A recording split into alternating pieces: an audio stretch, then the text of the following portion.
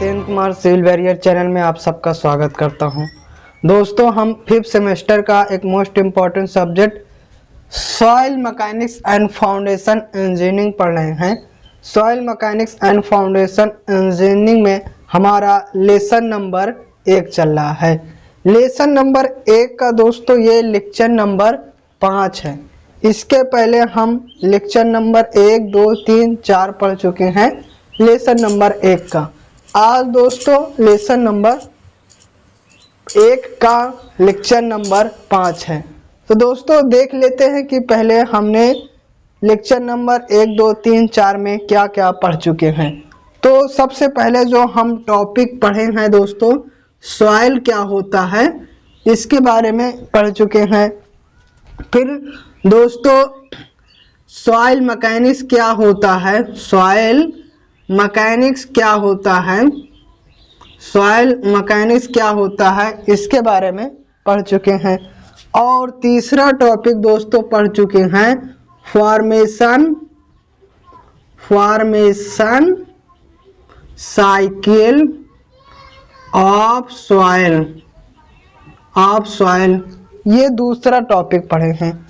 फिर चौथा टॉपिक पढ़े हैं दोस्तों जियोलॉजिकल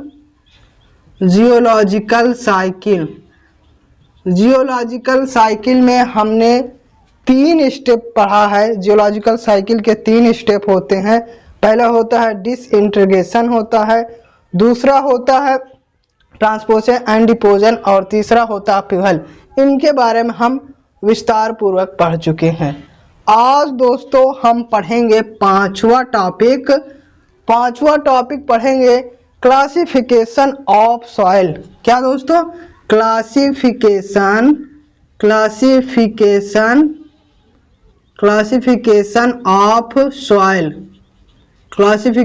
ऑफ सॉइल मतलब दोस्तों मृदा का वर्गीकरण आज पढ़ेंगे ये लेक्चर नंबर 5 में।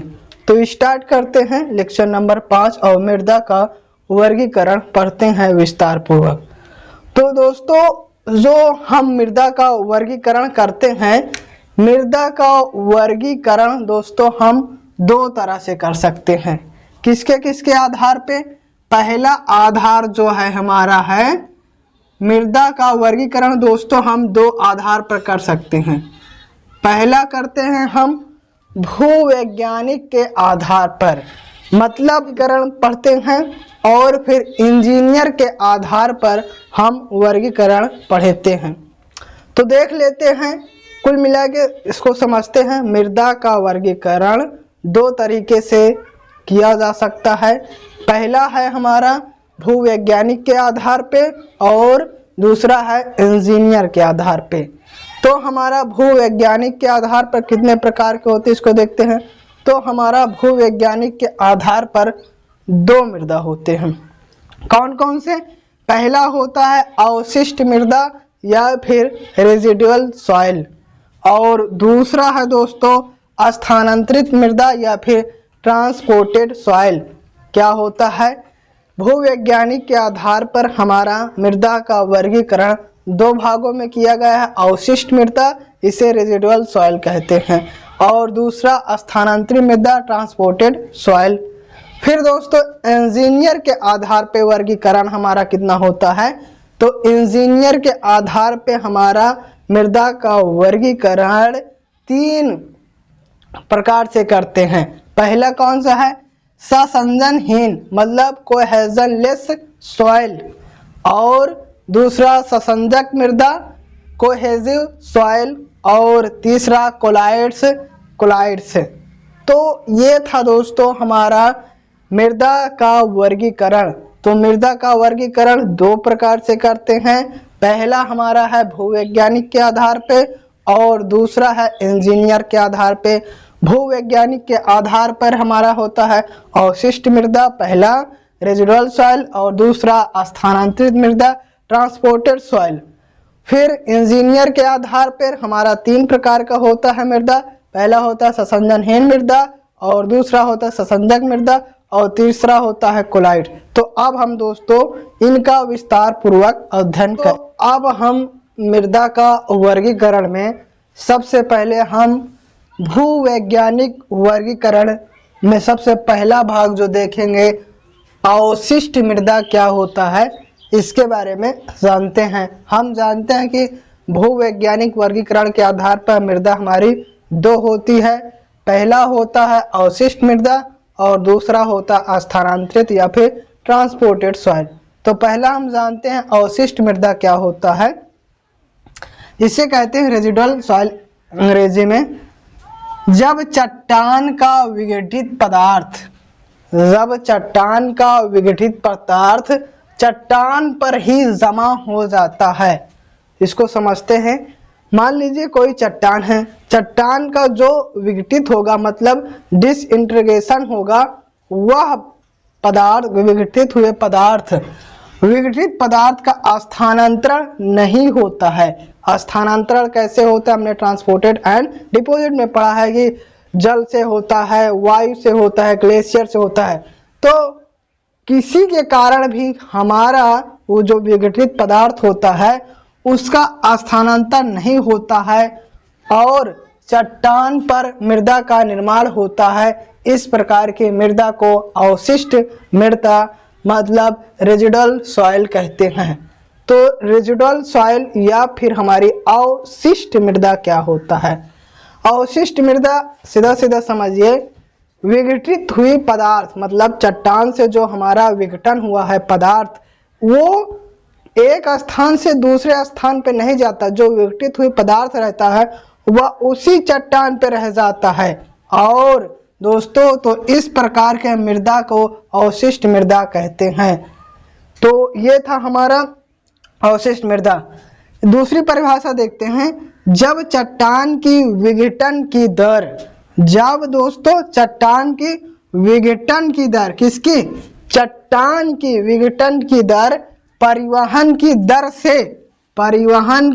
से अधिक होता है तो अवशिष्ट या फिर रेजिडुअल सॉइल का निर्माण होता है।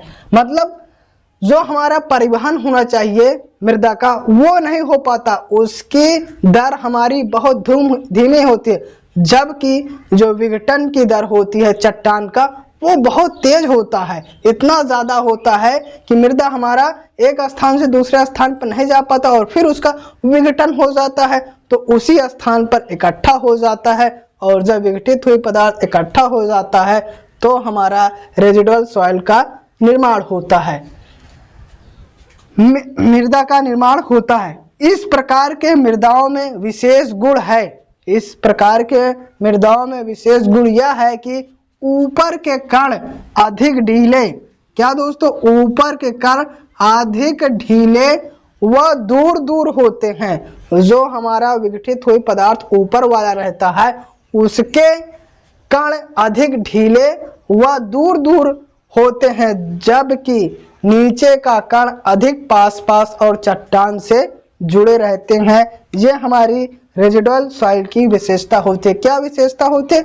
यह विशेषता होती है कि जो विघटित हुई पदार्थ रहता है या फिर कण रहता है उसके कण अधिक ढीले व दूर दूर होते हैं, जबकि नीचे का कण अधिक पास पास और चट्टान से जुड़े रहते हैं। तो ये था दोस्तों अवशिष्ट मृदा मतलब रेजिडुअल सॉइल क्या होता है।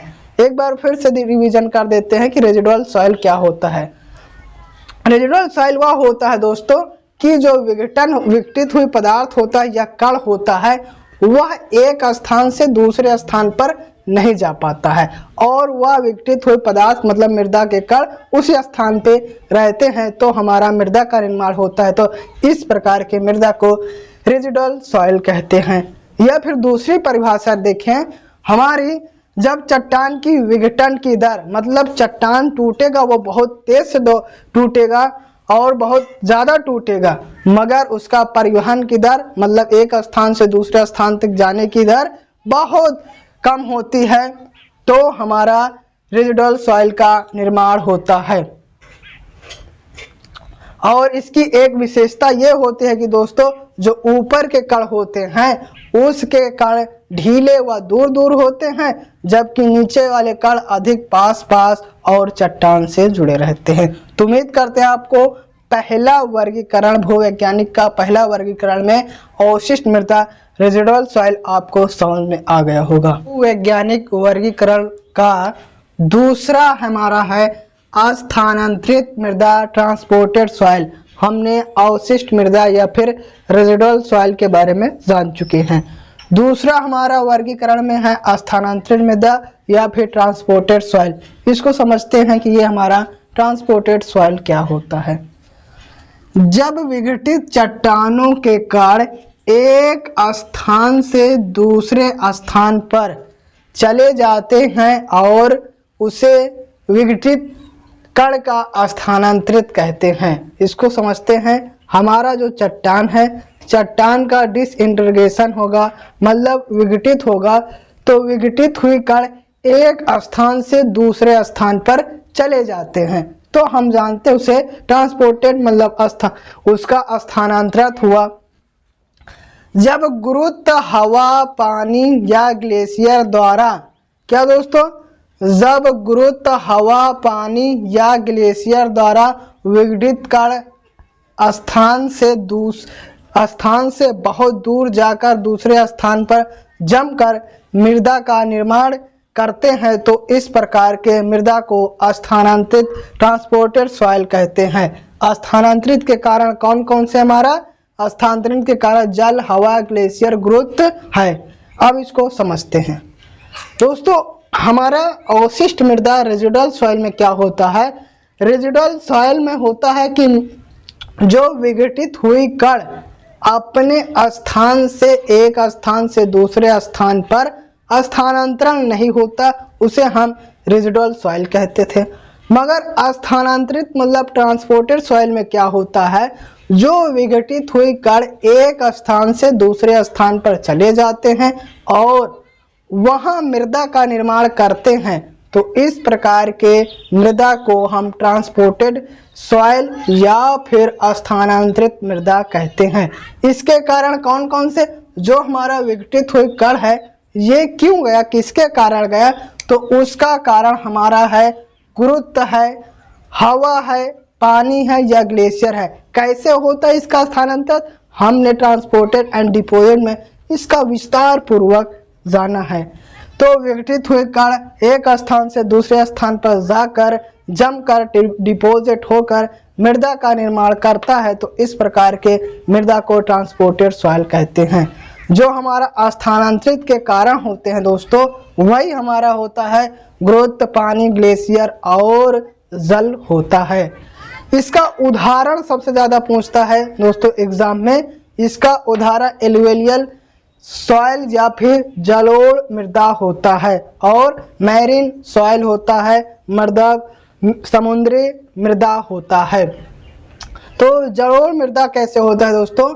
हिमालय पर्वत पे जो हमारा विघटित हुई चट्टान होता है उसको गंगा द्वारा क्या किया जाता है? समतल भागों में उसको स्थानांतर किया जाता है, गंगा के पानी द्वारा स्थानांतरित हो जाता है, जिससे हमारा समतल पे जलोढ़ मृदा पाई जाती है या फिर एलुवियल सॉइल पाए जाते हैं। ये हमारा ट्रांसपोर्टेड सॉइल का सबसे अच्छा उदाहरण है हमारा जलोढ़ मृदा। और इसी प्रकार समुद्र के जल के द्वारा जब चट्टानों को स्थानांतरित करके ले जाया जाता है और मृदा का निर्माण करता है, तो उसे मैरीन सॉइल या फिर समुद्री मृदा कहते हैं। तो एक बार फिर से रिवीजन कर देते हैं कि ट्रांसपोर्टेड सॉइल क्या होता है।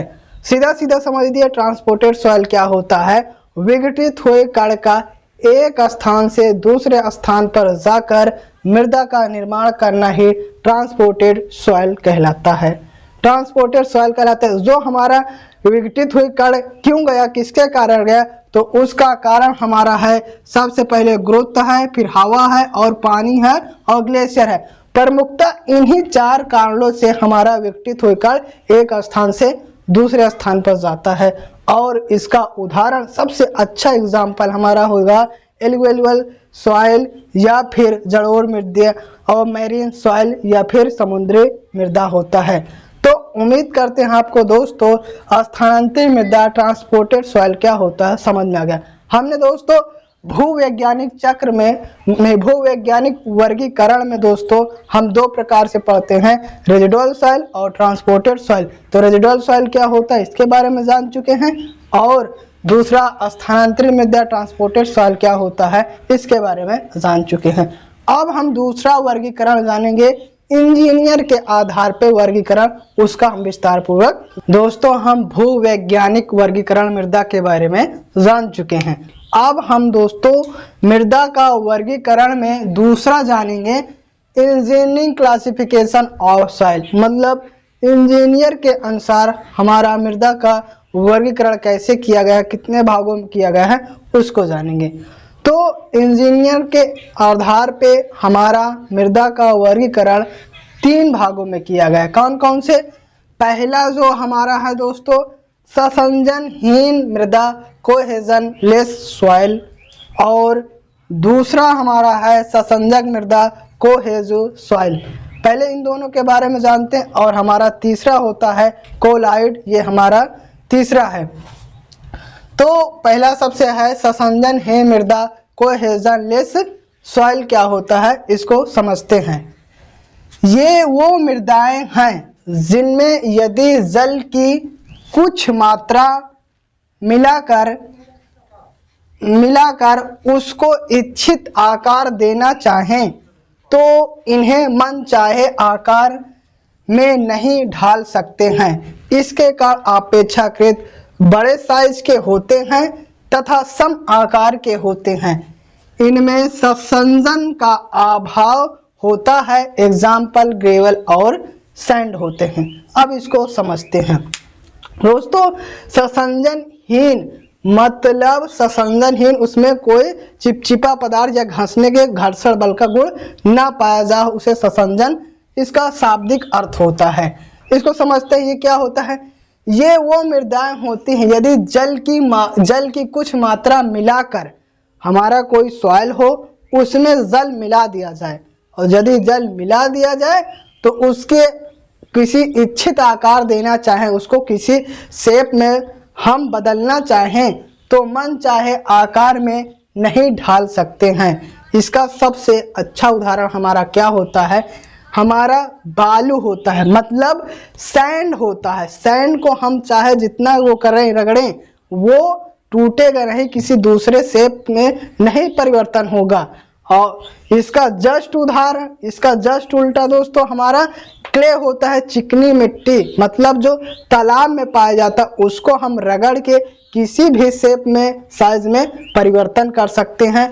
उसका उदाहरण हमारा कोहेजो सॉइल होता है। पहले इसको समझते हैं कि ससंजनहीन क्या होता है। तो मन चाहे आकार में नहीं ढाल सकते हैं। जैसे हम सैंड लेते हैं, उसको चाहे जितना उंगली से रगड़े वो दूसरे साइज शेप में नहीं परिवर्तन होगा। इसके कारण अपेक्षाकृत बड़े होते हैं। ग्रेवल होता है, चाहे सैंड ले, उसका जो आकार होता है वो बहुत बड़े बड़े होते हैं तथा सम आकार के होते हैं, मतलब उसमें कुछ आकार होता है। इनमें ससंजन का अभाव होता है, एग्जाम्पल ग्रेवल एंड सैंड होता है। अब दोस्तों हम ससंजनहीन मृदा को समझते हैं क्या होता है। ससंजनहीन मृदा वे मृदाएं होती है यदि उस मृदा में कुछ जल की मात्रा मिला दिया जाए तो उसे मन चाहे साइज में नहीं परिवर्तन कर सकते हैं। तो इस प्रकार के हम सॉइल को क्या कहते हैं, कोहेजन लेस सॉइल या फिर ससंजनहीन मृदा कहते हैं। इसका उदाहरण दोस्तों सबसे अच्छा हमारा बालू होता है और ग्रेवल होता है। तो ये था हमारा दोस्त ससंजनहीन मृदा। दूसरा दोस्तों है ससंजक मृदा, कोहेजिव सॉइल। इसको क्या होता है देखते हैं। ये वो मृदाएं हैं जिनमें जल की मात्रा मिलाकर ये वो मृदाएं हैं जिनमें कुछ जल मिला दिया जाए, किसी रूप में ढाला जाए, जल मिलाकर किसी रूप में ढाला जाए तो यह आसानी से वह रूप ले लेती है। इसके कण अपेक्षाकृत छोटे साइज के होते हैं। इसके जो कण होते हैं छोटे साइज के होते हैं। इनको दोस्तों द्वितीय खनिज, सेकेंडरी मिनरल्स कहा जाता है। ये इंपॉर्टेंट है दोस्तों कि द्वितीय खनिज किसे कहा जाता है। द्वितीय खनिज दोस्तों हमारा ससंजक मृदा कोहेजिव सॉइल को कहा जाता है। ये चट्टानों के रासायनिक विघटन से बनते हैं। हमारा दोस्तों और सब सॉइल जो थे वो भौतिक डिसइंटीग्रेशन से बनते थे, मगर ये जो ससंजक मृदाएं होती हैं ये रासायनिक डिसइंटीग्रेशन मतलब केमिकल डिसइंटीग्रेशन से के कारण बनते हैं। इसका उदाहरण हमने दोस्तों आपको बताया है कि चिकनी मिट्टी होती है जो तालाब में पाई जाती है। आप लोग जानते भी होंगे कि चिकनी मिट्टी क्या होती है।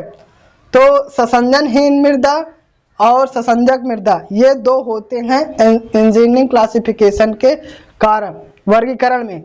अब हम दोस्तों तीसरा जानेंगे कोलाइड्स होता है, उनके बारे में विस्तार पूर्वक जानते हैं। ये हमने दो जान लिया है। तो हम इंजीनियरिंग क्लासिफिकेशन ऑफ सॉइल मतलब इंजीनियरिंग के अनुसार मृदा का वर्गीकरण पढ़ रहे थे। इंजीनियरिंग मृदा के वर्गीकरण में हमने दो जान लिया था, कोहेजनलेस और कोहेजिव सॉइल। अब हम तीसरा जानते हैं कोलाइड्स। कोलाइड्स क्या होता है इसके बारे में जान लेंगे तो हमारा इंजीनियरिंग क्लासिफिकेशन ऑफ सॉइल समाप्त हो जाएगा। तो दोस्तों कोलाइड्स क्या होते हैं, ये अत्यंत सूक्ष्म कण के होते हैं, मतलब इनका जो आकार होता है बहुत छोटा होता है। इनके कणों का समान साइज, इनके कणों का साइज दोस्तों क्ले पार्टिकल के साइज, क्ले पार्टिकल का साइज कितना होता है, क्ले पार्टिकल का साइज होता है 2×10⁻³ mm से कम होता है। इतना ज्यादा होता है, आप समझ सकते हैं कि जो क्ले का हमारा साइज होता है वो 2×10⁻³ mm से भी इसका कम होता है कोलाइड्स का। और दोस्तों क्ले क्या होता है, क्ले हमने बताया था चिकनी मिट्टी होती है। तो कोलाइड्स क्या होते हैं, कोलाइड्स अत्यंत सूक्ष्म कण होते हैं जिनका आकार 2×10⁻³ mm से भी कम होता है। तो ये था दोस्तों हमारा कोलाइड्स। हमने दोस्तों आज इस लेक्चर में मृदा का वर्गीकरण पढ़ा। पहले मृदा का वर्गीकरण हमने दो प्रकार से पढ़ा। सबसे पहले हमने भूवैज्ञानिक के अनुसार मृदा का वर्गीकरण पढ़ा, उसमें हमने दो जाना, रेजिडुअल सॉइल और ट्रांसपोर्टेड सॉइल। फिर हमने इंजीनियरिंग के अनुसार हमने मृदा का वर्गीकरण पढ़ा, तो उसमें तीन होते हैं, कोहेजनलेस सॉइल और कोहेजिव सॉइल और कोलाइड्स, ये तीनों हमने जाना। तो दोस्तों यह हमारा मृदा का वर्गीकरण समाप्त होता है। इसके साथ ही हम यह वीडियो को समाप्त करते हैं। यदि यह वीडियो आपको अच्छा लगा हो तो वीडियो को लाइक कर दीजिए और चैनल को सब्सक्राइब कर दीजिए और बेल आइकन के ऑल पे क्लिक कर दीजिए और दोस्तों में भी शेयर कर दीजिए। Thank you for watching.